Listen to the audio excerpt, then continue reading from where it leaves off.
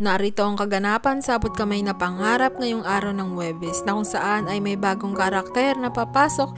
Ito ay si Clea Pineda na nagkaharap sila ni Annalyn at naikwento ni Annalyn na nakilala niya nga itong bagong babae na malapit dito kay Lolo Pepe. Sa kabilang banda naman, ang sabi ni Chang Susan, napanood niya na daw ito sa isang teleserye na kung saan ay merong biglang susulpot na misteryosang babae.